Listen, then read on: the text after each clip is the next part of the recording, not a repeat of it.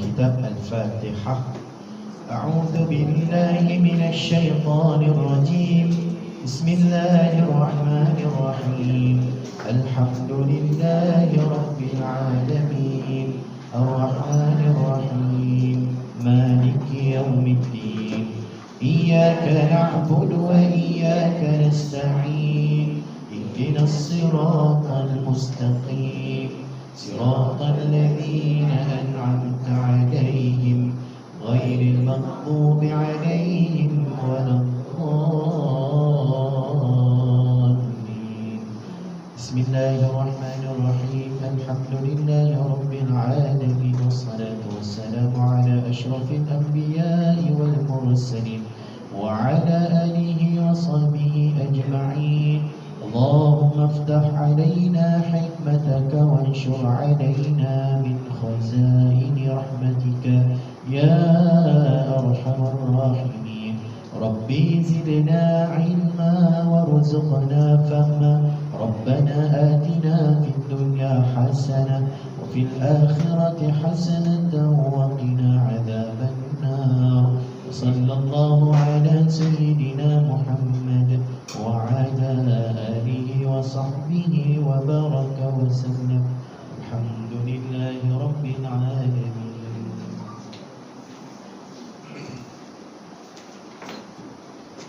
أعوذ بالله من الشيطان الرجيم. بسم الله الرحمن الرحيم. إن الحمد لله نحمده ونستعينه ونستهديه ونستغفره ونعوذ بالله من شرور أنفسنا ومن سيئات أعمالنا. من يهده الله فلا مضل له ومن يضلله فلا هادي له.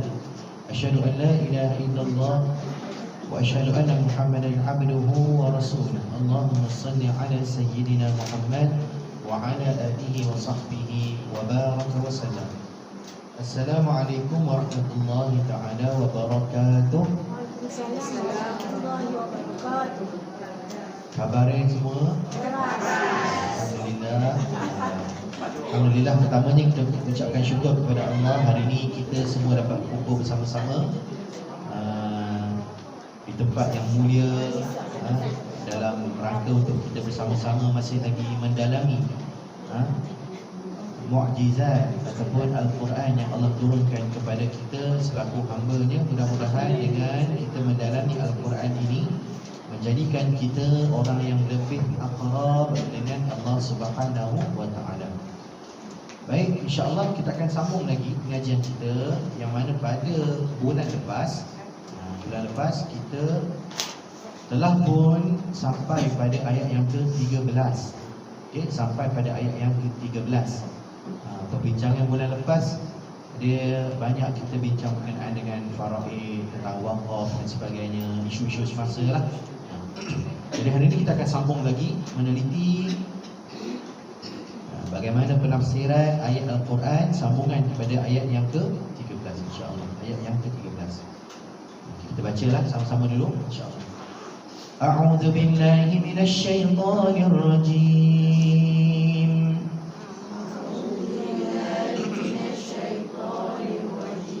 Ayat 13 muka surat 79. Tilka hududullah. Tilka hududullah. Wa man yuti'illaha wa rasulahu yudkhilhu jannatin tajri min tahtiha al-anhar.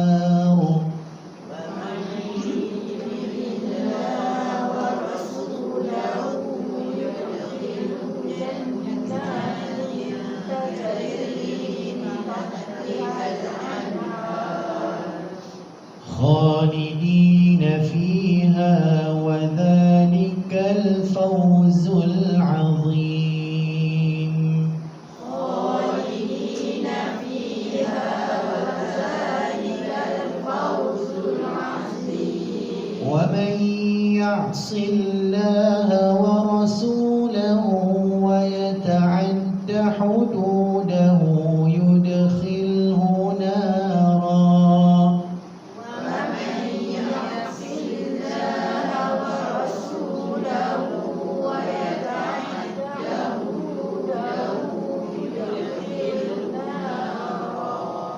يدخله نارا خالدا فيها وله عذاب مهين.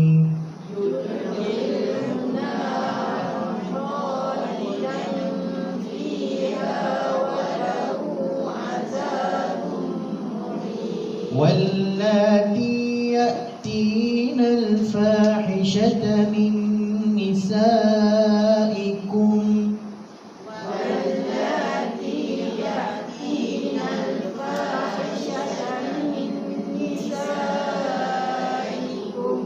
فاستشهدوا عليهن أربعة منكم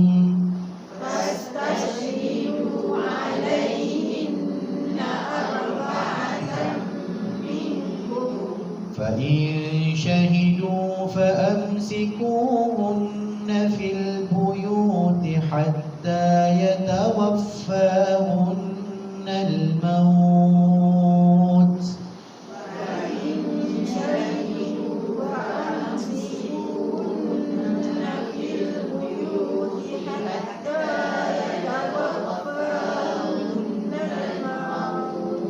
أو يجعل الله لهن سبيلا.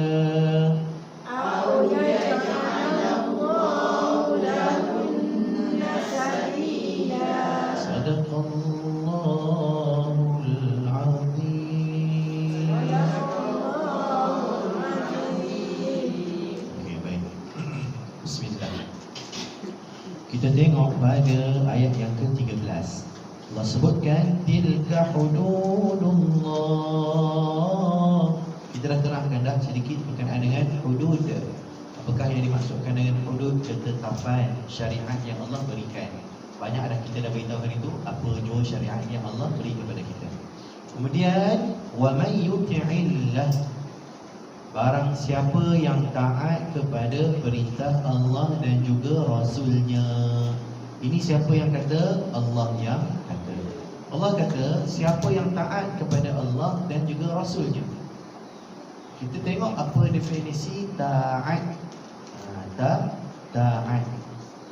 Ulama menyatakan ada beberapa rukun yang perlu dicapai oleh seorang hamba untuk mencapai makna taat kepada Allah. Bukan semata-mata Allah suruh solat, kita solat itu dah capai taat. Tidak. Ada rukun yang perlu kita sempurnakan.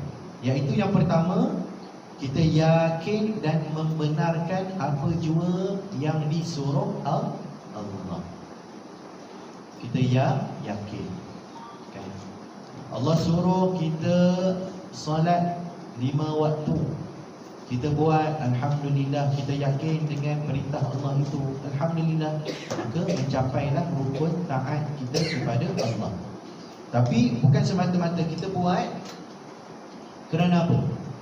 Kerana ada orang yang melaksanakan salat tapi dia tidak dikira taat kepada Allah. Contohnya orang-orang munafik. Kan orang-orang munafik.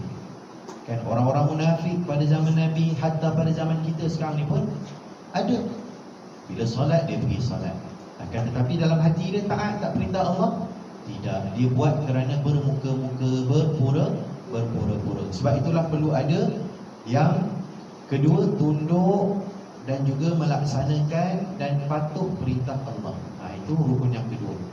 Maksudnya buat dalam keadaan apa? Tunduk, akur dengan perintah Allah. Tunduk, akur dengan perintah Allah. Dia tak ada nak menambah-nambah. Cik Leha kenapalah? Tengok banyaklah buat solat malam-malam ni. Solat apa? Saya solat maghrib lah ni 6 rakaat. Kenapa sampai 6 rakaat Cik Leha oi? Sebab saja banyak sikit pahala. 3 buat apa? Tak boleh. Perintah Allah yang qat'i kena tetap. Nak buat banyak macam mana Ustaz? Buatlah solat sunat selepasnya. Buat solat sunat ba'diyah. Buat apa lagi? Solat sunat, taubat dan sebagainya. Tambah, nak buat boleh. Tapi apa yang telah pun ditetapkan dengan kadarnya, jangan ditambah. Kan? Kemudian yang terakhir, rukun yang menetapkan kita ini taat ataupun tidak adalah redha dengan ketetapan Allah.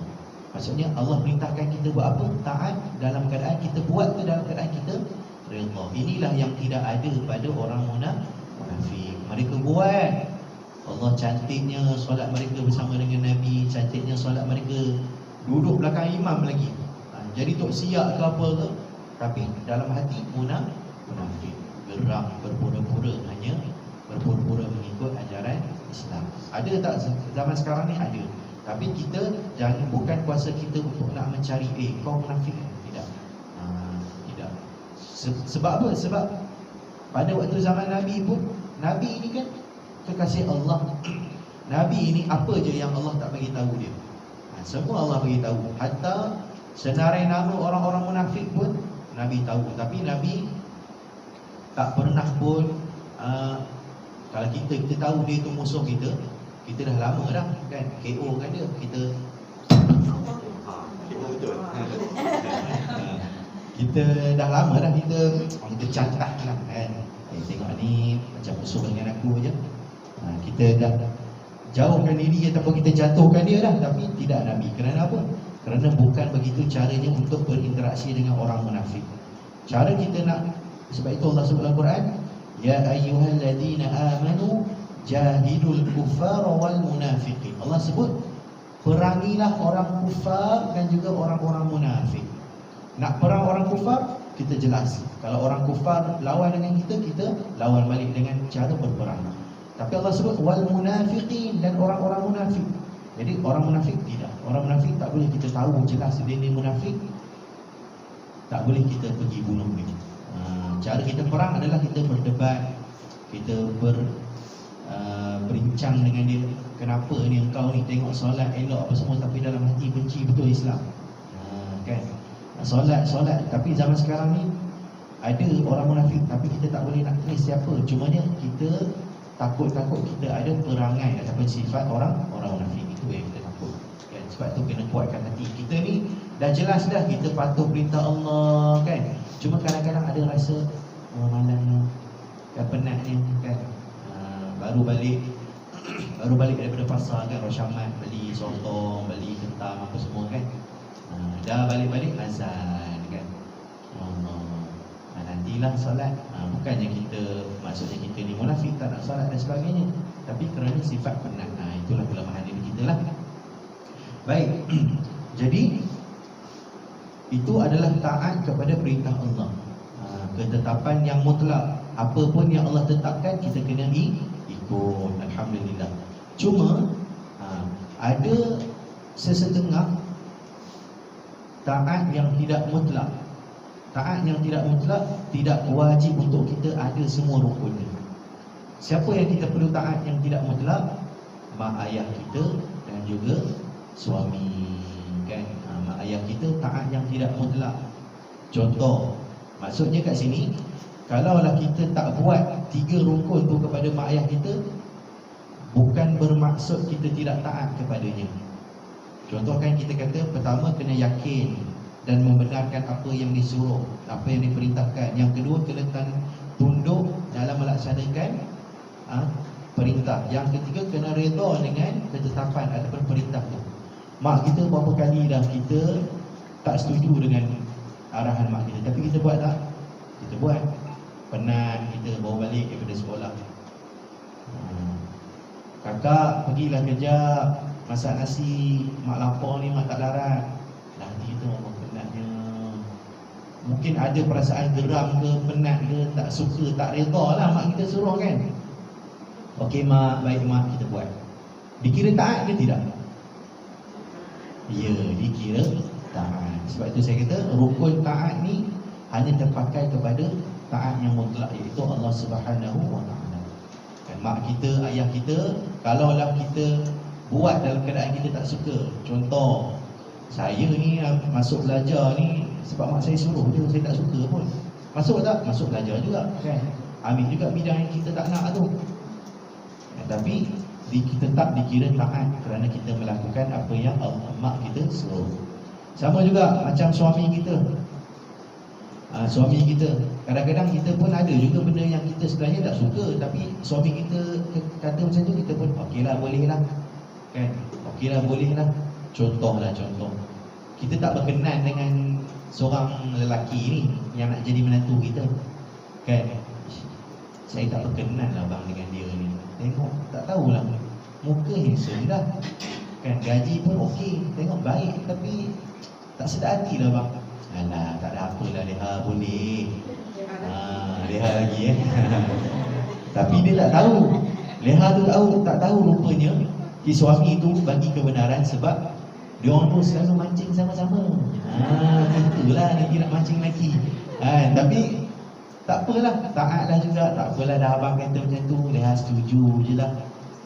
Jadi walaupun hati kita tak suka, kita setuju, kita taat, dikira juga kita taat kepada perintah ataupun saranan suami. Tengok lepas dah kahwin, betul, bukan si menantu hilang sekali dengan suami hilang pergi mancing. Kan itu sebenarnya. Jadi itu juga dikira kita taat kepada perintah suami kita. Begitulah. Baik. Jadi Allah sebut, wa may yuti'illaha wa rasulahu yudkhilhu jannatin tajri min tahtihal anhar.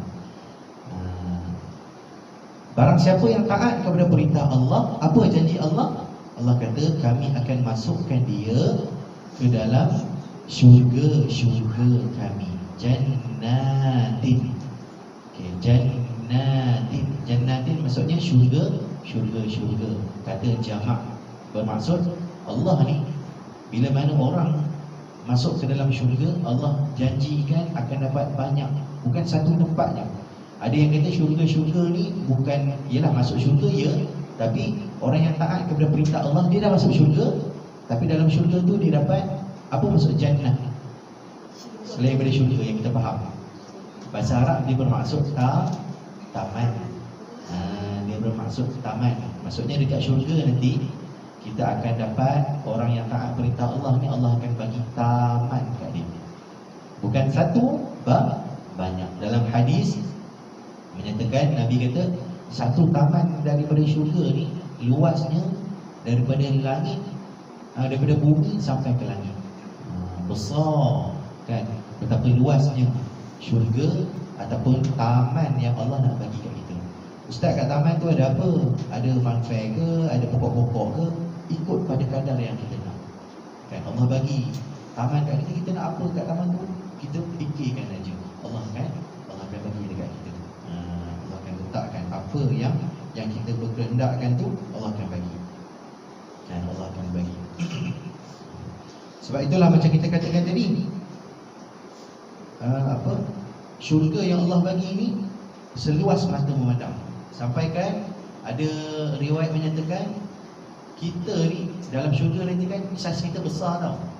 Saiz kita akan kembali macam mana saiz asal Nabi Adam, 60 hasta. 61 hasta macam mana? Mana ukuran satu hasta mana? Ni daripada jari tangan kita ke siku kan, kali 60. Macam mana jenuh. Dia kata hampir berapa, macam bangunan 3 tingkat dah. Macam bangunan 3 tingkat. Meternya saya tak pasti berapa meter. 1 meter berapa hasta? 2 kan? 1 meter 2 hasta ada kan? Ataupun 2 meter setengah lah. Kalilah 60. Berapa meter orang di dalam syurga kan? Berapa meter orang di dalam syurga? Besar kita. Besar-besar kita pun, bila kita ingatkan kalau dah besar nanti, sebab ada orang kata, iyalah Ustaz, dalam Quran, dalam hadis kata syurga tu sebesar langit dan bumi. Tengoklah saiz kita, memang padan lah, tapi tidak kan. Saiz yang dimaksudkan itu, contoh macam hadis kata besar syurga ataupun taman kita ni besarnya hingga langit ke bumi. Tapi kita kena kira ukuran macam kita macam ni lah kan. Macam kita sekarang ni akan dapat taman-taman daripada syurga nanti macam tu lah. Bukannya bila kita besar jadi maksudnya taman tu kecil, tidak. Macam mana Nabi sebut, itulah juga keadaannya. Tapi itulah Kita ni bila dengar Allah nak bagi syurga, kita tak rasa berapa semangat kan? Sebab benda tak nampak kan? Benda kita tak nampak. Kita ni sebab kita nak laju. Allah sebut innal insana ajula. Manusia ni dia kokoh, dia nak laju. Sebab itulah mamak ni ramai orang pergi kan? Cepat kan? Ni goreng mamak satu, laju. Padahal tak sedap pun. Tak sedap pun. Masuk bahasa kasarnya macam mi bodoh je. Macam goreng bodoh je. Tak ada apa. Tapi dah macam mana? Orang suka kan? Orang nak laju, nak cepat. Manusia ni nak cepat. Nak kahwin cepat, nak rezeki cepat. Itulah manusia. Dia ada sifat nak kaya cepat. Betul, nak kaya cepat. Itu yang melingkup tu. Betul. Manusia ni kan, dia ada duit sikit, dah dapat pencen naik-naik elok dah 5,000 sebulan, nak apa lagi? Tak nak juga. Tengok ada apa, skim tu, skim ni masuk, siap buat loan lagi. Dalam kali melingkup. Ada kan, ada. Saya tengok dalam Facebook kan. Yang dah pencen ni pun sama. Pencen, dah pencen, kemudian Allah izin Tok Haji dah meninggal kan. Jangan termakan dengan pujuk raya orang kita tak kenal dalam Facebook ni. Ada. Love scam panggil. Ya betul. Kan? Baik lelaki ataupun perempuan. Tak tahu lah macam mana dia orang boleh tahu kita ni tak ada suami, tak ada isteri. Dia berkenalan dengan kita kan, dia buat baik dengan kita. Termakan pujuk rayu kan. Kita duduk seorang pula, anak pula dah keluar, tak ada kat rumah. Melayan, masak dalam kali.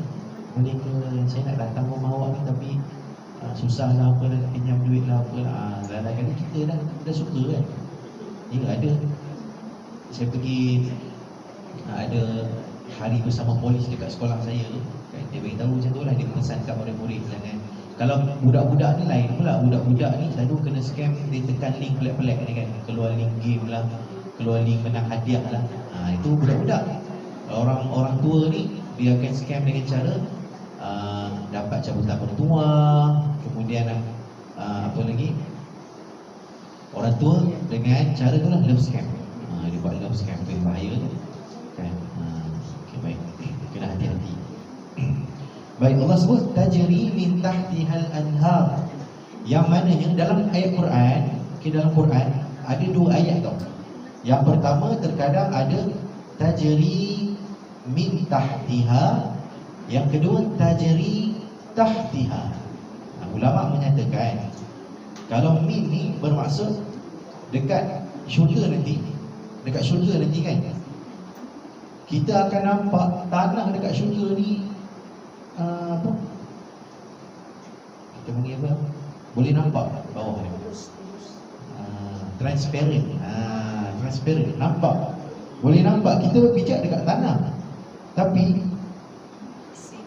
di bawah tanah tu kita nampak ada air yang berlalu macam-macam. Kita nampak keseluruhan tanah dekat syurga nanti. Itu pendapat pertama lah, bila mana Allah katakan tajri min tahtiha. Daripada bawah ni mengalirnya sungai-sungai. Kan? Kita ibaratnya kita pijak tanah tapi bawah tu mengalir sungai-sungai. Itu yang pertama, pendapat pertama. Pendapat yang kedua yang kita selalu tahu lah, tajri tahtaha, iaitu kita boleh berpijak pada sungai-sungai tu. Kan? Tak, maksudnya kita pijak dekat sungai tu tak orang kita apa? Menenggelamkan kita, tak mencederakan kita, tak bawa mudarat kepada kita. Kan? Walaupun kalau kita boleh mandi bersalam pun, tapi kita tak akan mudarat kepada kita. Itu tajri tahtahal anhar. Tajri tahtahal anhar. Jadi sebab itulah dalam ayat Quran ada yang lagi hebat, kita tahu kan.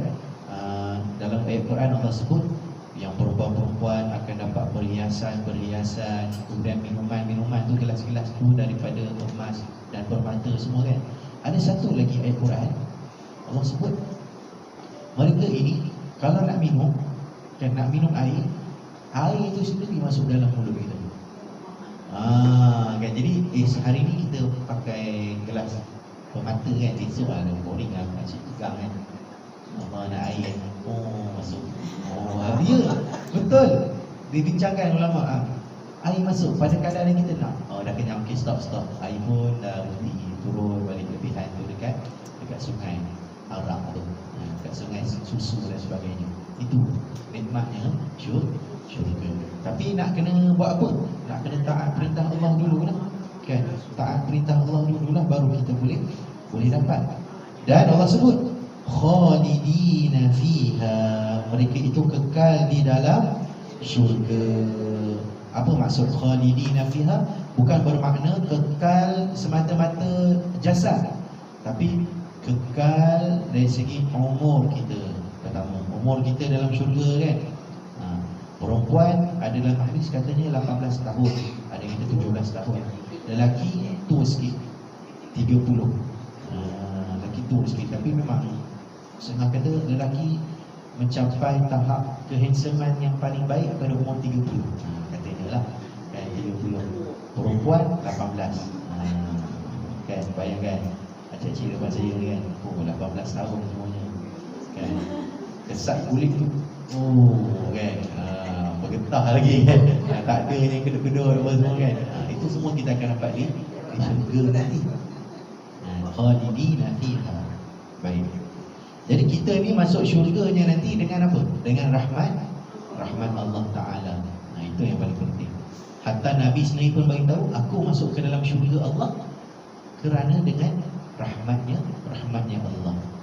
Kemudian habis Ustaz, penatlah dok buat amalan. Kita buat amalan orang tengah tidur, kita bangun pagi. Habis apa tujuannya kita beramal banyak-banyak ni kalau masuk syurga kerana rahmat Allah? Orang tu dia tak buat apa-apa amalan pun, amalan tambahan lah maksud saya ni, kan. Dia solat 5 waktu je, kan. Dia berpuasa, dia buat rukun-rukun yang Allah tetapkan pun dah boleh tetap masuk syurga. Ini hadis dalam Nabi beritahu. Ada seorang Arab Badui, dia cakap macam tu, aku tak ada puasa, aku tak ada puasa sunat, aku tak ada tahajud apa semua, tapi aku buat apa yang Allah perintahkan je. Kewajipan ke atas aku, solat 5 waktu, kan, zakat kalau aku mampu, aku puasa, haji kalau aku mampu. Bolehkah aku masuk syurga? Nabi kata boleh, kamu akan masuk syurga dengan rahmat Allah. Sekadar buat macam tu. Tapi kena ingat, nikmat di dalam syurga adalah kerana amalan kita. Inilah poin dia. Penat lelah kita yang kita buat ni ikhlas, kan. Sudah semestinya wajib ikhlas lah. Itu yang akan menandakan darjat kita, nikmat kita di dalam syurga. Habis yang tak solat sunat tu, termenung je lah tengok, aku tak dapat macam dia. Sebab apa? Sebab aku tak buat macam tu dekat dunia. Tapi ingat, dalam kita akan rasa menyesal, tapi tidaklah orang kata apa, ada satu hadis menyesal sebelum masuk syurga. Cumanya kita seronok dengan amalan yang nikmat yang orang kawan-kawan kita dapat tu, tapi kita takkan iri hati. Semua satu hati je, kan. Semua rasa seronok je, sembang-sembang apa semua, kan. Kita takkan rasa iri hati, tapi kita tak dapatlah apa yang kawan tu dapat, kan. Contoh macam kita biasa-biasa je, dapatlah, ni contoh je lah, kan. Dapatlah pakai rantai emas tak banyak, 20 kilo, kan. 20 kilo, kan. Tapi kawan tu yang rajin solat duha lah, apalah, 2 tan dia dapat. Kan. Tapi kita tak iri, alhamdulillah, 2 tan, bagus dia solat, kan. Kita mungkin rasa betul juga, kan. Sebab kita kat dunia ni itulah. Tapi kat syurga tidak, sama juga. Sebab tu ada orang tanya, orang yang masuk syurga tingkatan rendah, kan Nabi kan duduk dekat tingkatan paling tinggi, kan, Jannatul Firdaus. Kita jannah yang biasa-biasa je, kan, yang cukup-cukup makan. Boleh tak nak jumpa Nabi? Boleh. Yang pertama, ada ulama kita, yang pertama dengan cara iaitu Nabi sendiri akan turun ziarah ahli syurga. Yang pertama kata kita tak boleh naik sebab tu, macam kita kata lah, kau amalan cikai-cikai nak pergi naik atas tak boleh, kan. Ada yang kata Nabi turun, Nabi akan ziarah setiap umat-umat yang ada dekat syurga. Yang kedua, pandangan kedua kata boleh, tapi tidak, kita akan jumpa Nabi dekat tempat Nabi. Sebab Nabi kan tingkatan dia paling tinggi, dia jadi dia tak boleh turun ke bawah. Ada yang kata macam tu lah maksudnya. Tapi dengan kata kita Boleh jumpa Nabi tapi tidak sekerat macam mana orang yang amalnya tinggi. Mungkin kalau orang yang hebat ni mungkin boleh jumpa hari-hari kan, yang amal banyak ni. Tapi kalau kita yang biasa ni mungkin sebulan sekali. Pada kiraan masa kita mudah faham lah kan, mudah faham lah. Allah alam lah, saya tak masuk syurga, kita tak tahu lah kan. Kadarnya macam mana, kadar hari pun kita tak tahu macam mana nanti. Jadi sebab itulah nikmat dalam syurga ni kerana amalan yang kita buat. Kerana amalan yang kita buat. Nikmat di dalam syurga ni adalah amalan yang kita buat. Macam mana kita buat, banyak kita buat, berganda-gandalah nikmat yang Allah akan bagi kita dekat syurga. Sebab itu ada pengecualian juga berkenaan dengan orang-orang ataupun sesama ahli keluarga.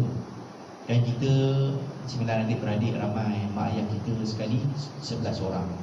Bila semua dah habis, dah sampai, dah masuk syurga, mak ayah kita satu taraf dengan Nabi, Jannatul Firdaus. Kita contohlah kan, mudah-mudahan kita semua tinggi. Tapi kita ni rendah-rendah je, alung kita pun rendah juga. Nasib baik kita ni okey lah, kita tengah-tengah. Kan, macam mana boleh nak jumpa ni? Tapi duduk tingkatan syurga tak sama. Allah sebut dalam Quran, Allah kata walladzina amanu wattaba'uhum dzurriyyatahum biimanin alhaqna bihim dzurriyyatahum wama alatnahum min amalihim min syai'. Dan orang-orang yang beriman, yang diturutkan oleh zuriat keturunannya dengan keadaan yang beriman. Maksudnya dia ni beriman, anak dia pun beriman, semua masuk dalam syurga. Allah sebut apa? Kami akan himpunkan mereka itu kembali ke dalam syurga, dan kami tidak mengurangi sedikit pun dari pahala amal-amal mereka. Inilah yang dimaksudkan, meskipun mak ayah ni tingkatan tinggi kan, kita ni tengah-tengah, adik kita ni bawah, tapi Allah bagi juga berhimpun dalam keadaan Allah tak turunkan darjat walaupun sedikit pun dekat orang-orang yang atas daripada kita. Tengoklah nanti kan, siapa yang lebih tinggi syurganya, tapi Allah bagi juga chance untuk kita berjumpa kan. Kadang-kadang nak jumpa rindu, boleh jumpa. Itulah yang dimaksudkan. Dan maksud khalidina fiha tu juga ulama kata kita kekal dalam syurga ni adalah kerana redha Allah Ta'ala. Kita kekal dalam syurga adalah kerana redha Allah. Ingat, kita masuk syurga kerana rahmat Allah. Kita dapat nikmat ni kerana amalan kita. Dan kita kekal dalam syurga kerana redha Allah. Apa dalilnya? Hadis daripada Abu Hurairah radhiyallahu anhu, iaitu sabda Nabi sallallahu alaihi wasallam, inna Allah yaqulu li ahli jannah, Allah pun berkata kepada ahli jannah, ya ahlal jannah, wahai ahli syurga, fayaqulun labbaika rabbana wa sa'daika wal khaira fi yadaka. Kita bila Allah panggil kita, kemudian Allah tanya kita. Allah tanya, hal raditum, adakah kamu redha, kamu suka dengan keadaan kamu masuk ke dalam syurga ini? Maka fayaqulu ahli jannah wa ma lana la narda ya rabbi. Ya Allah, macam manalah kami tak redha wahai Allah dengan banyak nikmat yang Engkau bagi kepada kami wahai Allah. Faqad a'taitana ma lam tu'id bihi ahadun min khalqika. Engkau bagi benda yang tak pernah pun kami terfikir akan dapat. Kemudian Allah sebut, fayaqul ala u'tikum afdala min zalik. Allah sebut, Allah beritahu, adakah engkau nak aku bagi satu lagi benda yang lebih baik lagi daripada syurga yang kamu duduk sekarang ni? Rupanya ada lagi ya, nikmat yang lebih baik daripada syurga Allah. Kemudian apa kata ahli syurga? Fayaquluna ya Rabbi wa ayyu syai'in afdalu min zalik. Wahai Allah, apa lagi yang paling baik? Nikmat apa lagi yang lebih baik daripada yang kami dapat di syurga ni? Kemudian kata Allah, uhillu alaikum ridwani fala askhatu alaikum ba'dahu abada. Allah sebut, aku halalkan kepada kamu semua redha aku, dan aku tidak akan sesekali murka kepada kamu selama-lamanya. Allah Akbar. Itulah nikmat yang paling besar yang hamba Allah dapat daripada Tuhannya. Itu redha Allah. Maka redha Allah lah yang akan menyebabkan kita masuk ke dalam syurga selama-lamanya. Redha Allah. Ulama nak menyatakan apa ni nikmat, apa redha Allah ni, apa tak tercapai dengan kata-kata. Mungkin yang paling tinggi yang kita boleh bagi perumpamaannya adalah macam mana seseorang itu mendapat redha kepada ibunya. Best tak dapat redha mak? Hidup terlena, biarlah kita ni miskin kan. Redha mak ni kalau nak dibandingkan dengan mendapat kekayaan dunia, mendapat redha mak ini lebih lagi lah bermakna dan bernilai kalau nak dibandingkan dengan kekayaan. Orang kaya raya banyak-banyak sekalipun, tapi Allah jadikan tiba-tiba mak dia tak redha dia, dalam keadaan mak dia pula mati, orang tua tu dah mati lah kan. Mak tak redha, mak marah, mak tak apakan, kawan jutawan, tapi dia hidup tenang tak? Kekayaan yang dia ada tu tak langsung memberikan kebaikan kepada dia kalaulah dia tak dapat redha mak dia. Begitulah yang ulama kata paling hampir untuk akal kita faham apakah kenikmatan dapat redha Allah. Itu yang paling hampir kan. Dapatlah dunia pun tapi mak tak redha, habis. Tak dapat dunia, tak susah, taklah senang mana sangat, tapi mak ni sayang kita, mak redha kita. Allah, seronok. Seronok kita. Tak dapat diceritakan. Tapi keseronokan tu, ketenangan tu, kita sendiri yang dapat rasanya. Itulah yang dimaksudkan khalidina fiha. Kita pergi kepada ayat seterusnya. Allah sebut وَمَنْ يَعْصِ اللَّهَ وَرَسُولَهُ, barang siapa yang bermaksiat ataupun derhaka kepada Allah Subhanahu wa ta'ala, وَيَتَعَدَّ حُدُودَهُ يُدْخِلْهُ نَارًا. Kalau dalam konteks ayat ni bermaksud barang siapa yang tak taat perintah Allah dalam keadaan dalam menguruskan harta.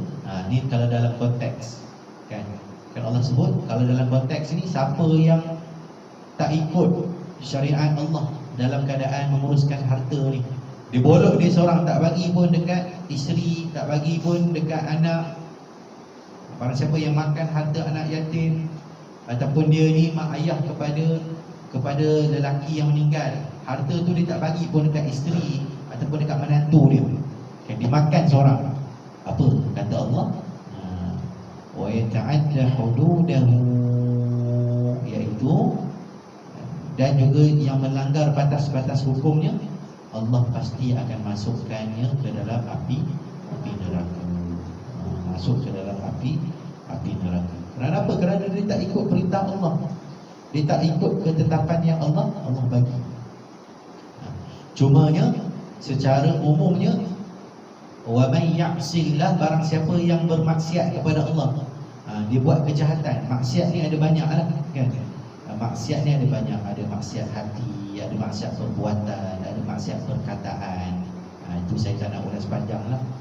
Maksiat ni banyak lah, sum'ah, takabur, ni dalam hati kan. Perbuatan lagi, tangan kita, kaki kita, pendengaran kita, mata kita, semua tu maksiat tu yang terkadang kita buat.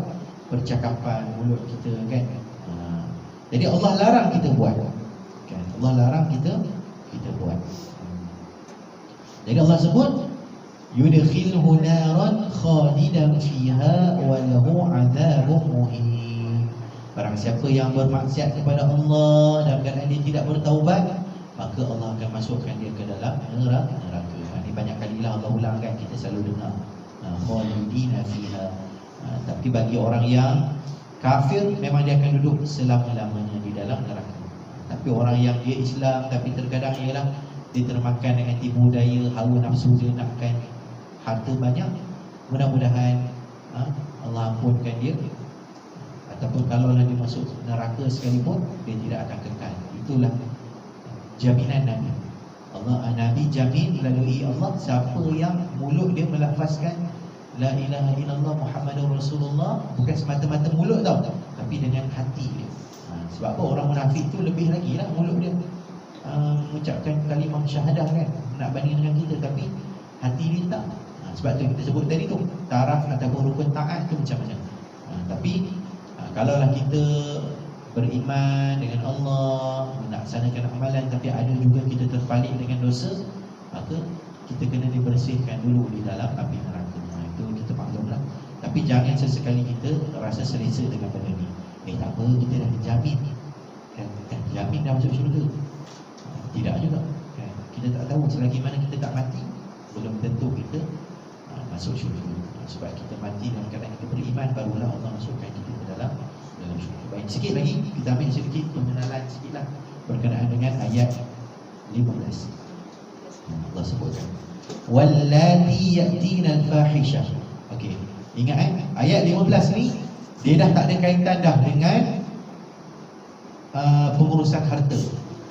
Ingat dia, kita dah masuk bab baru, iaitu bab fahishah, bab perempuan yang melakukan sumbang mahram, iaitu berzina. Wallati ya'tina al-fahishah. Okey, baik. Yang menariknya, kalau kita tengok kan, kalau hajah-hajah tengok dekat ayat Quran, Allah sebut bila satu-satu perkara yang disadarkan kepada perempuan dan perkara itu adalah perkara yang jahat, Allah dia akan gunakan perkataan yang umum, wallati. Wallati merujuk kepada perempuan-perempuan. Wallati ya'tina al-fahishata min, wallati ni merujuk kepada, wallati ni orang-orang yang mana merujuk kepada perempuan. Nisa, Allah sebut nisa, perempuan-perempuan. Kemudian contoh lagi, dalam surah Yusuf kan, ada seorang perempuan yang dia berkehendakkan benda yang jahat kepada Nabi Yusuf kan. Allah tak sebut isteri, Allah tak sebut zawaj kepada Al-Aziz, tapi Allah sebut imra'ah, perempuan. Begitu juga dengan dalam ayat Quran yang lain, iaitu isteri kepada Nabi Lut dan juga Nabi Nuh. Kita tahu itu isteri Nabi, tapi Allah tak sebut zawajul Nabi, Allah sebut imra'atun Lut. Allah sebut perempuan daripada kalangan Lut, ataupun maksudnya isteri Lut lah, tapi Allah tak sebut zawaj. Sebab nak kata Allah ni nak kata bila mana disadarkan kepada benda yang jahat, Allah tak letakkan kata isteri. Nak maknanya nak kata apa? Isteri ni nak tak nak kena buat benda-benda yang baik. Kalau buat benda jahat, walaupun hakikatnya dia isteri, tapi dalam Quran Allah tak letakkan kalimah isteri, Allah letakkan kalimah perempuan. Baik. Al-fahishah. Apa maksud fahishah?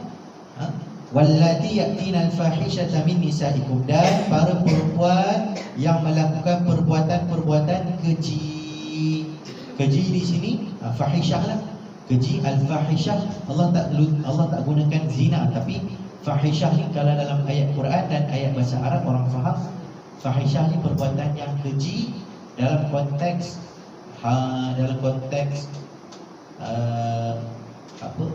nafsu lah, dalam konteks nafsu. Maksudnya fahishah ni, keji ni banyak. Kita kata kat orang pun perbuatan yang keji, kita mencuri pun perbuatan yang keji. Tapi kalau fahishah bermaksud perbuatan keji dalam konteks hawa nafsu, iaitu zina lah, bukan zina, itu perbuatan zina. Jadi perbuatan zina, kata Ibnu Abbas, zina ni ada banyak kan, kita pun maklumlah zina ni ada banyak.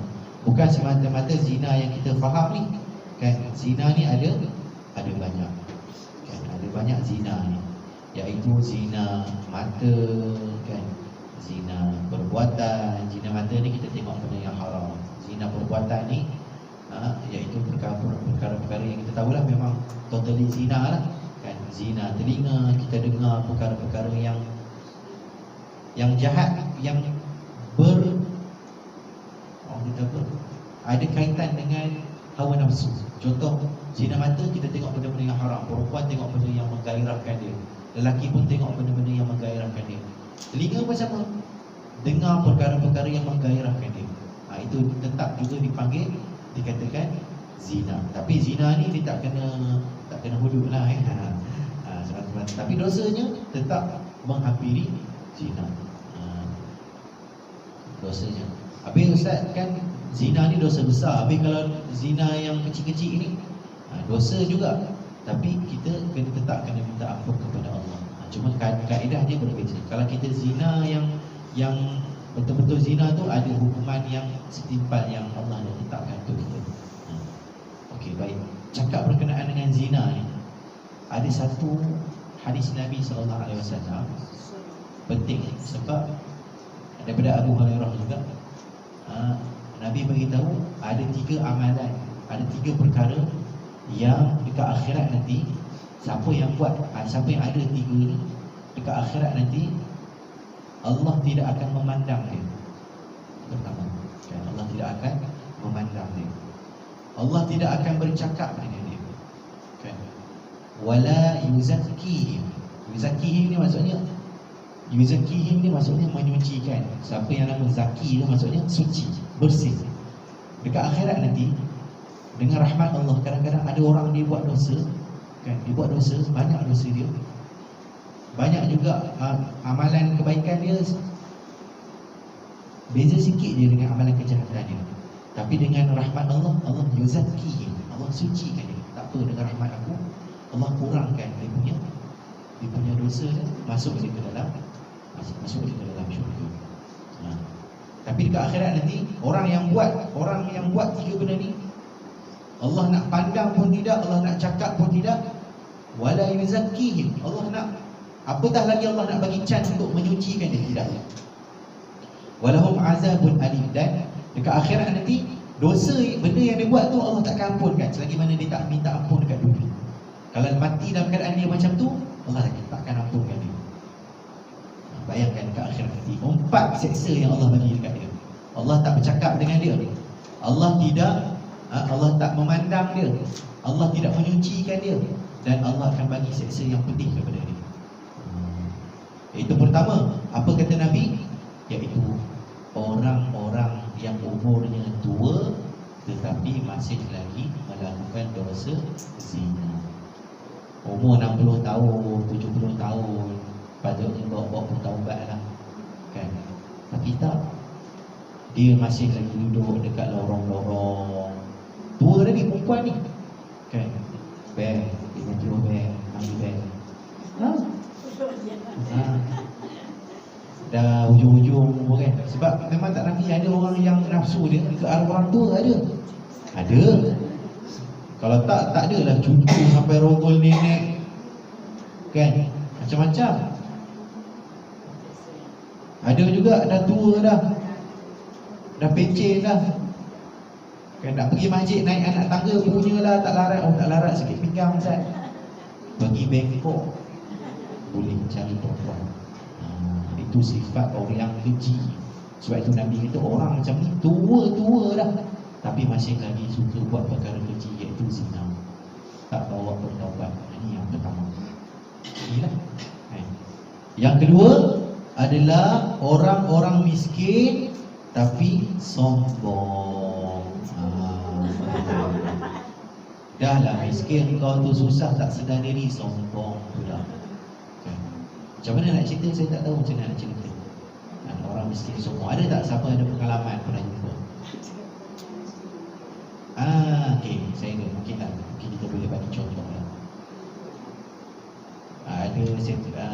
Ada kawan saya, dia ni terlibat dengan bagi bantuan ke orang-orang susah lah. Dah lah susah, kan? Bagi bantuan, tak nak ini, saya lagi pakai yang brand ni.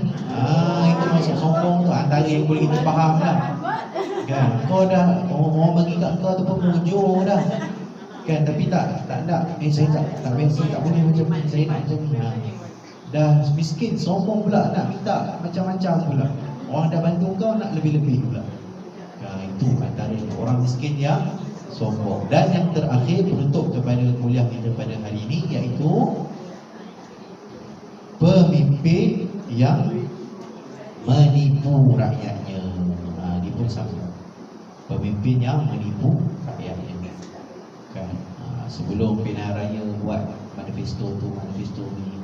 Sebab itu kalau orang yang betul-betul dia tahu azab yang bakal dapat kepada pemimpin yang menipu kan, dia cukup hati-hati. Hatta nak buat manifesto kan, kan? Saya kalau saya menang, saya bagi macam tu kan. Fikir buat benda yang kita boleh buat. Kerana bila kita berjanji, kita tak buat.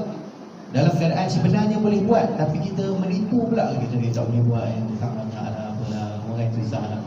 Kita menipu sebab kita nak semata-mata nak dapat habuan dunia. Kita dah dapat dunia apa kita nak kan, jadi pemimpin, dapat gaji, dapat elang apa semua, dapat projek. Bila rakyat minta mana kata nak buat ni, tak ada, susah lah apalah. Tapi boleh buat, tapi dia menipu, dia tak nak buat.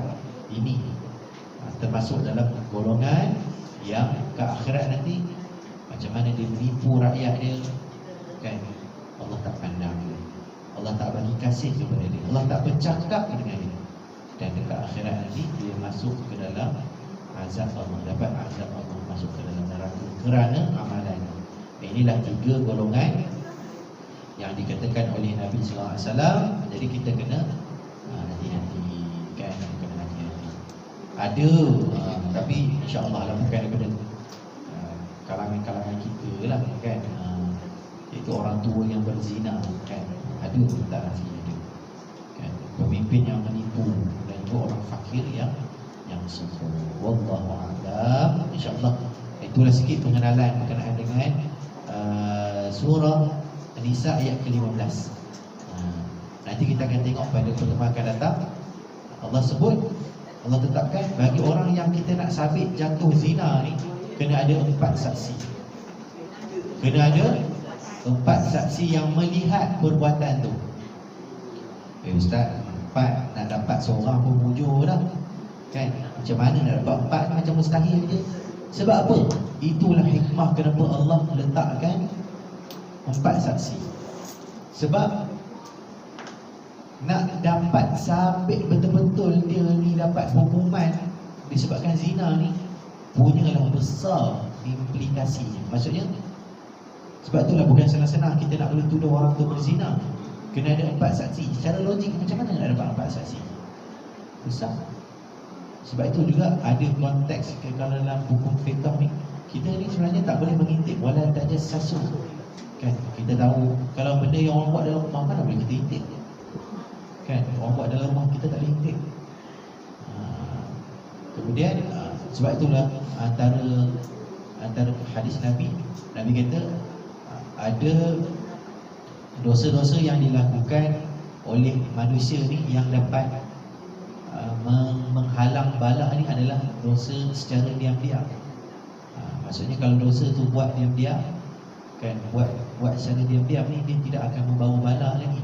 Tapi bila satu dosa tu dilakukan secara terang-terangan, itu yang akan mengundang bala daripada Allah. Bukan kayu bala, bala lah, orang kata bala bahasa Arab ni balaun, hamzah kat belakang bala, bala ni. Sebab apa? Sebab dah dibuat terang-terangan, tak ada pun orang yang menghalang.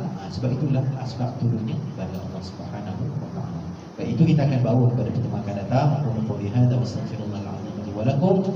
Baik, itu datang daripada Allah, maha datang daripada diri sendiri. Mudah-mudahan apa yang kita bincangkan pada hari ini dapat kebaikan insya-Allah.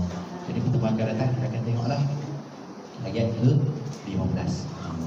Ada apa soalan tu? Ya. 3 golongan tu. Okey. Bercakap. Satu lagi, Allah akan walahum, yang keempat adalah mereka ini akan diazab dengan azab yang pedih. Sebab itu hukuman ni bukan semata-mata pukul. Kan ini yang kita boleh tengok ni. Kita endahkan pun itu pun salah satu bentuk hukuman. Kan Macam ni lah kalau kita tengok kan, mak ayah kita marah kita, dia tak pukul kita, tapi dia tak layan kita. Apa kita rasa? Kan? Abang pula layan si abang lebih, ajak abang makan, tak ajak kita. Kan? Rasa kita, itu salah satu bentuk yang kita boleh faham kenapa hadis ni kata Allah tak pandang, Allah tak cakap, Allah tak akan menyucikan dia. Yang keempat tu memang kena lah kan. Dah 3 tu pun dah seksa dah. Yang keempat Allah bagi seksa kepada dia.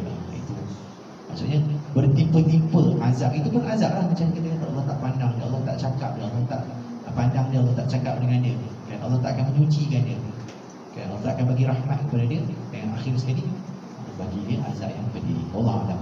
Okay, tak ada dah. Okay, terima kasih semua. Kita baca doa sikit. A'udzubillahi minasyaitanirrajim. Bismillahirrahmanirrahim. لا نحصي ثناء عليك كما أثنيت على نفسك فلك الحمد حتى ترضى ولك الحمد إذا رضيت ولك الحمد بعد الرضا ربنا تقبل منا إنك أنت السميع العليم وتب علينا يا مولانا إنك أنت التواب الرحيم دعواهم فيها سبحانك اللهم وتحيتهم فيها سلام وآخر دعواهم أن الحمد لله رب العالمين السلام عليكم ورحمة الله وبركاته.